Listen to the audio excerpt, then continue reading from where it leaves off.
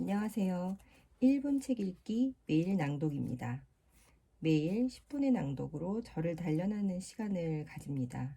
매일 아침 저는 5시에 일어나가지고 책을 읽고 요가도 하고 있었는데 지금 낭독 시간을 추가했어요.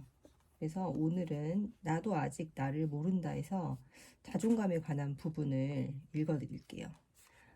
너 갑자기 이렇게 왜 화를 내는지 모르겠어. 라는 얘기를 들으시는 분들 한번 주의 깊게 들어보시기 바랍니다. 굶주리고 분노하고 비어있는 자아. 외현적 자존감과 내현적 자존감에 관한 임상 심리학자의 이야기. 외현적 자존감과 내현적 자존감이 동시에 높은 안정적인 자존감의 소유자들이 있을까요? 성인군자 반열에 있는 그런 사람들이 어딘가 있겠지요. 하지만 저나 우리는 아닐 겁니다. 우연한 문제들로 이 두 가지가 모두 일관되게 낮은 경우는 우리가 흔히 아는 전통적 의미에서 자존감이 낮은 사람들입니다. 만성적으로 열패감에 시달리고 타인이 건네는 칭찬에 어색해하며 결국 모든 사람들이 긍정적인 피드백을 참아주지 못하게 만드는 유형이지요. 이러한 자존감 유형은 앞으로도 계속 다룰 예정이어서 여기서는 먼저 외현적 자존감과 내현적 자존감의 차이의 바탕을 둔 분류에 집중하고자 합니다. 내 안의 적을 알아야 이기는 방법을 모색할 수 있으니까요. 밖으로 보이는 외현적 자존감은 너무나 낮지만 웬일인지 암묵적인 내현적 자존감이 꽤나 높은 상태를 손상된 자존감 유형이라 부릅니다.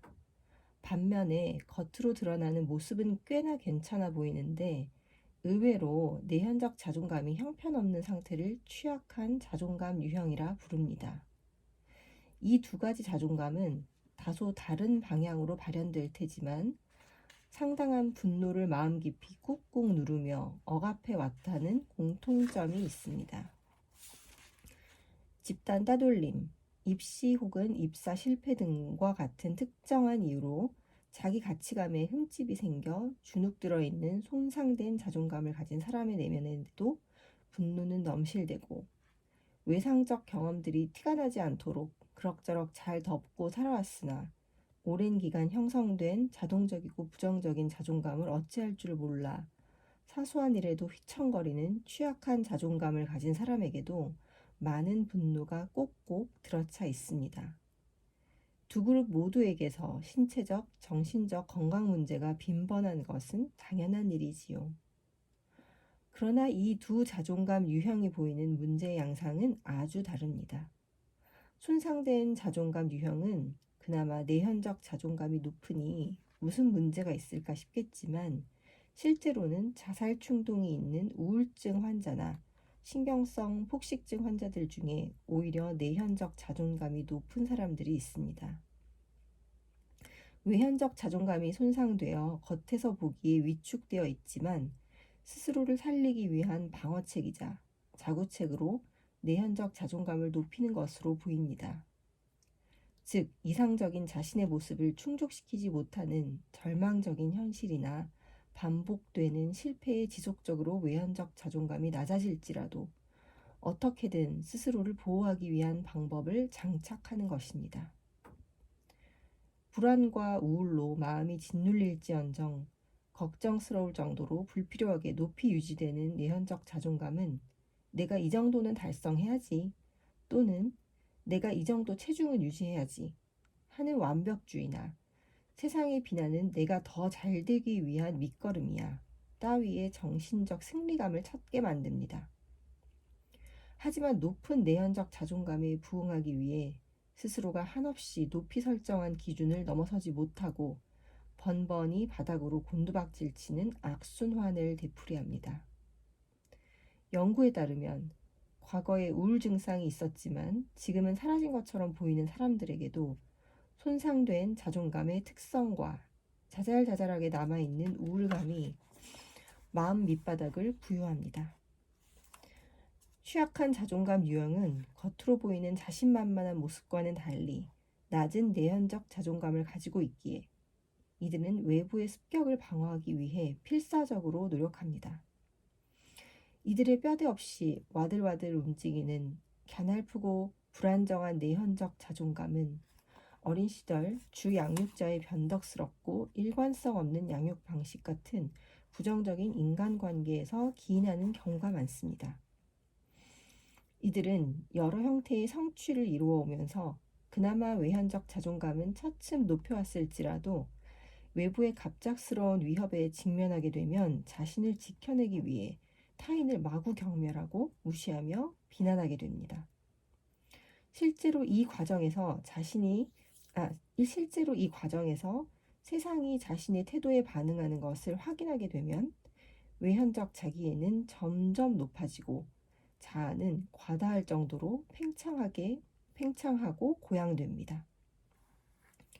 미국의 정신분석학자 오토 컴버그는 이렇게 과대한 자기애를 굶주리고 분노하고 비어있는 자아에서 벗어나려는 학습된 방어 태세라고 설명합니다. 이렇게 취약한 자존감 유형은 어느 자존감 유형보다도 더욱 외부의 평판에 민감하여 자신에 대한 피드백에 대해서는 아무리 사소한 것이라도 모조리 반응하려 듭니다. 위에서 설명한 두 가지 자존감 유형에서 제각기 파생되는 문제들은 매우 다양하지만 이 장에서는 고질적인 문제를 하나씩만 이야기하고 넘어가려고 합니다. 에피소드의 P처럼 내현적 자존감이 불필요하게 높지만 외현적 자존감은 낮아서 삶을 주도적으로 이끌어가는 에너지가 저하되어 있고 과잉 수능적인 손상된 자존감 유형들은 내면의 분노감을 숨기려는 의도에 따라 앞서 말한 반동 형성이라는 방어 기제를 사용합니다.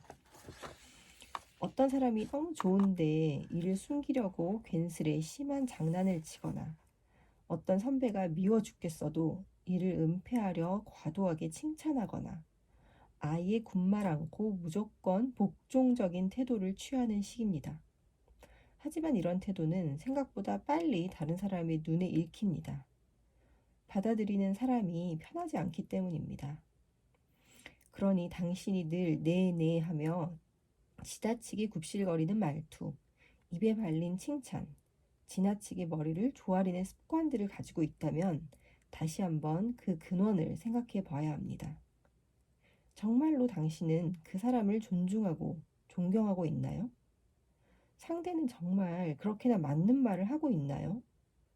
상대는 그 정도로 칭찬을 들을 만한 사람임이 확실한가요? 그렇지도 않은데 왜 그렇게까지 자기를 낮추고 상대의 비위를 맞추고는 또다시 기진맥진해하거나 불쾌해하고 있나요?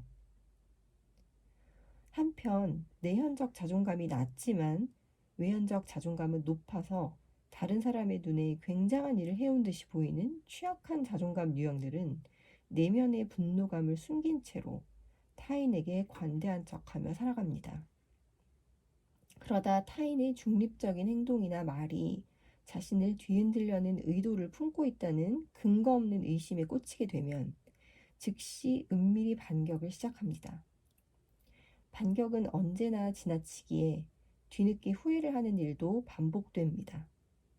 그런 때에는 고통스러운 죄책감이나 수치심도 느낄 수 있습니다.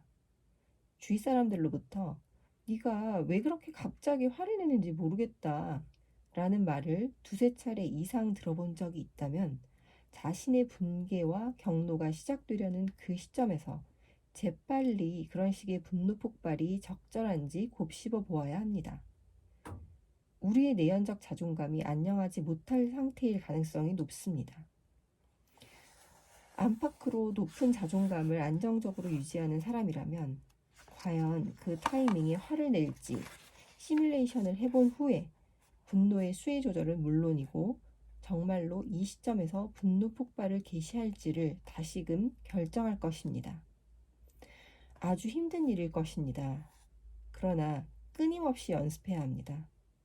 습관적으로 날카로운 방어가 올라오는 패턴을 스스로 인식하지 못할 정도로 자연스럽게 느끼고 익숙해지면 그때엔 오토 컴버그가 아니라 오토 컴버그 할아버지도 우리를 구하지 못합니다. 오늘의 숙제는 다음의 질문으로 대신하고자 합니다.